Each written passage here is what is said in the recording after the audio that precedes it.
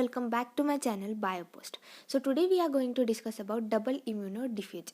तो हमने जैसे हमारे पिछले वीडियो में डिस्कस कर लिया था कि प्रेसिपिटेशन रिएक्शन इन जेल्स, जिसे हम क्या कहते हैं, इम्यूनोडिफ्यूजन. और इम्यूनोडिफ्यूजन कितने टाइप्स के होते हैं? दो, रेडियल और डबल. रेडियल हमने डिस्कस कर लिया पिछले वीडियो में. अगर आपने वो वीडियो नहीं देखी तो मैं डिस्क्रिप्शन बॉक्स में उस वीडियो का लिंक दे दूँगी, आप जाके वो वीडियो देख सकते हो. आज की वीडियो में हम डिस्कस करेंगे रिगार्डिंग डबल इम्यूनोडिफ्यूजन. तो डबल इम्यूनोडिफ्यूजन को और एक नाम से जाना जाता है, वो होता है ऑक्टरलोनी इम्यूनोडिफ्यूजन. क्या कहते हैं? Ouchterlony immunodiffusion reaction. तो डबल इम्यूनोडिफ्यूजन की हम पहले बेसिक प्रोसीजर क्या होती है वो डिस्कस कर लेते हैं. तो जैसे हमने देखा था रेडियल इम्यूनोडिफ्यूजन में हम एंटीबॉडीज़ को इनकॉर्पोरेट करते हैं अगार जेल्स में, और एक ही वेल बनाता है जिसमें हम एंटीजेंस को फिलअप करते हैं. लेकिन डबल इम्यूनोडिफ्यूजन में क्या होता है, हम दो वेल्स बनाते हैं. अगार जेल्स में हम दो वेल्स बनाते हैं. एक वेल में हम फिलअप करते हैं एंटीबॉडीज़ को, दूसरे वेल में हम फिलअप करते हैं एंटीजेंस को. इसके बाद ये दोनों एंटीबॉडी और एंटीजन एक दूसरे की तरफ डिफ्यूज़ होंगे और इन दोनों का इंटरैक्शन होगा. और इंटरैक्शन होने के बाद क्या फॉर्म होगा? एक प्रेसिपिटेट लाइन फॉर्म होगी. आप जो ये पर्पल में देख रहे हो वो क्या है? एक प्रेसिपिटेट लाइन है. ये क्यों फॉर्म हुई? क्योंकि एंटीजन और एंटीबॉडी का इंटरैक्शन हुआ. और इंटरैक्शन कब होता है? जब एंटीजन और एंटीबॉडी का जो कॉन्सेंट्रेशन है वो इक्वल है, ऑप्टिमम है, तभी ये प्रेसिपिटेट लाइन फॉर्म होती हुई हमें दिखाई देती है. सो ये है एक बेसिक प्रोसीजर डबल इम्यूनोडिफ्यूजन की, कि डबल इम्यूनोडिफ्यूजन में बेसिकली होता क्या है. अब हम डिस्कस करेंगे कि जो रेट ऑफ डिफ्यूजन है एंटीजन और एंटीबॉडी का एक दूसरे के तरफ, जो रेट ऑफ डिफ्यूजन है वो किस पे डिपेंड करता है. अब फॉर एग्जांपल ये वेल है एंटीजन की और ये दूसरी वेल है एंटीबॉडीज़ की. तो अगर एंटीजन और एंटीबॉडी का कॉन्सेंट्रेशन अगर ज़्यादा रहा तो रेट ऑफ डिफ्यूजन कैसा होगा? एक दूसरे की तरफ ज़्यादा होगा, वो एक दूसरे की तरफ जल्दी से डिफ्यूज़ होंगे. सो अगर एंटीजन और एंटीबॉडी का कॉन्सेंट्रेशन ज़्यादा रहा तो. लेकिन अगर ये होगा फर्स्ट फैक्टर. सेकेंड फैक्टर क्या होता है? अगर एंटीजन का size, second factor is the size. For example अगर एंटीजन की साइज बहुत ज़्यादा रही तो रेट ऑफ डिफ्यूजन कैसा रहेगा? कम होगा.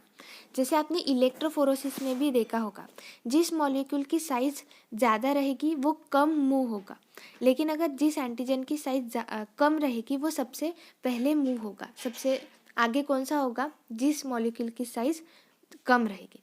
वैसे ही ये अगर एंटीजन का कॉन्सेंट्रेशन ज़्यादा रहा या फिर एंटीबॉडी का, दोनों का भी अगर साइज़ ज़्यादा रही तो रेट ऑफ डिफ्यूजन कम होगा. लेकिन साइज़ कम रही तो रेट ऑफ डिफ्यूजन कैसा होगा? ज़्यादा होगा. इनडायरेक्टली प्रोपोर्शनल है. साइज से कैसा है? Indirectly proportional. Rate of diffusion size से इनडायरेक्टली प्रोपोर्शनल, लेकिन कॉन्सेंट्रेशन से डायरेक्टली प्रोपोर्शनल होता है.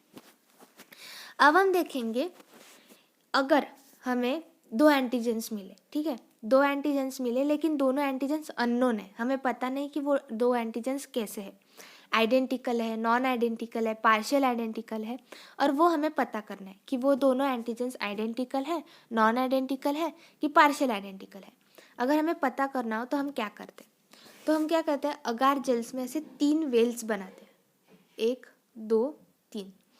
और जो नीचे के 2 वेल्स होते हैं उनमें दो एंटीजेंस जो हमें अननोन मिले हैं, तो हम पहले वेल में डालते हैं एंटीजन 1 और सेकेंड वेल में एंटीजन 2, और यहाँ पे होता है एंटीबॉडी. ठीक है.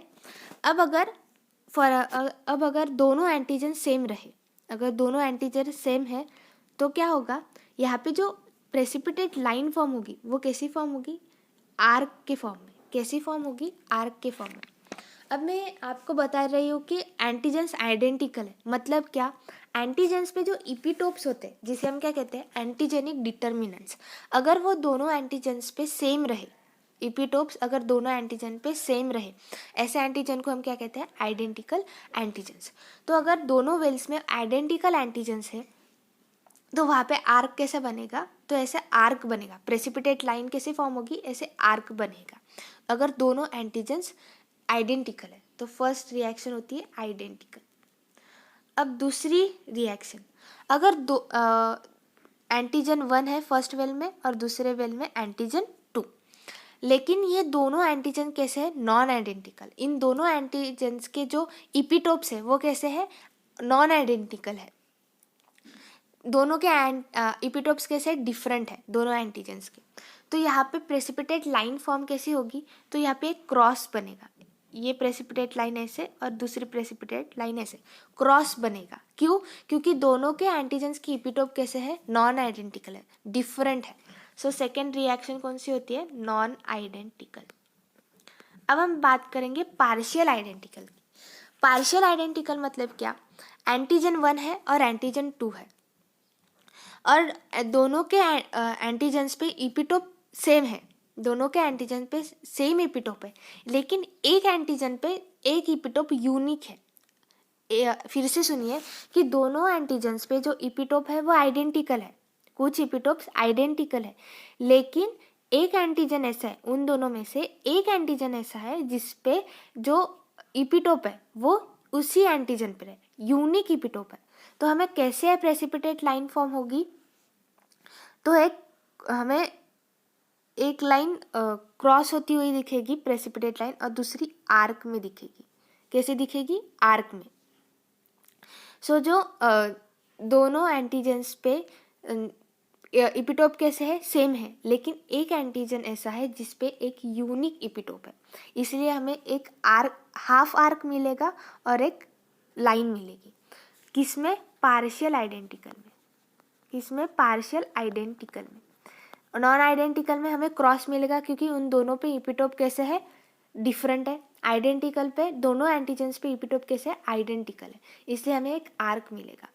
सो ये होते हैं आइडेंटिकल, नॉन आइडेंटिकल और पार्शियल आइडेंटिकल के रिएक्शंस के बारे में। एंटीजेंस हमें पता करना हो कि अननोन एंटीजेंस मिले, हमें पता करना हो कि ये एंटीजेंस कैसे है, आइडेंटिटी, नॉन आइडेंटिटी या फिर पार्शियल आइडेंटिटी।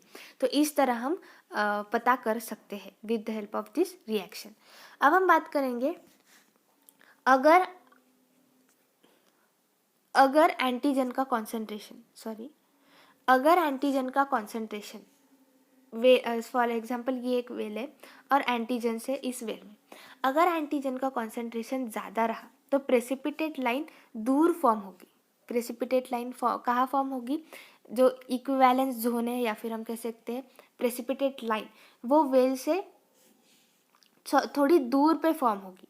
लेकिन अगर एंटीजन का कॉन्सेंट्रेशन वेल में कम है तो प्रेसिपिटेट लाइन वेल के पास ही फॉर्म होगी, ये एक फैक्ट है कि आपको ये ध्यान में रखना होगा कि एंटीजन का कॉन्सेंट्रेशन अगर ज़्यादा होगा तो प्रेसिपिटेट लाइन या फिर जोन हम कह सकते हैं इक्विवेलेंट जोन, वो एंटीजन वेल से थोड़ा दूर फॉर्म होगा।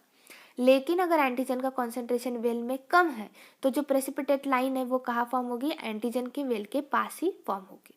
सो ये सब, this is all about immuno diffusion. तो जैसे हमने हमारे पिछले वीडियो में देखा था, प्रेसिपिटेशन रिएक्शन मतलब क्या, किस पे डिपेंड करता है, बाद में प्रेसिपिटेशन रिएक्शन इन सॉल्यूशन, बाद में हमने देखा प्रेसिपिटेशन रिएक्शन इन जेल्स, जिसमें हमने देखा रेडियल इम्यूनो डिफ्यूजन, और आज हमने देखा double immuno diffusion. So this is all about precipitation reaction. आने वाले वीडियो में हम देखेंगे regarding immuno electrophoresis. I hope आपको ये डबल इम्यूनो डिफ्यूजन आपको समझ में आ गया हो। अगर आपको ये वीडियो अच्छा लगा हो तो please like, share, comment and subscribe to my channel.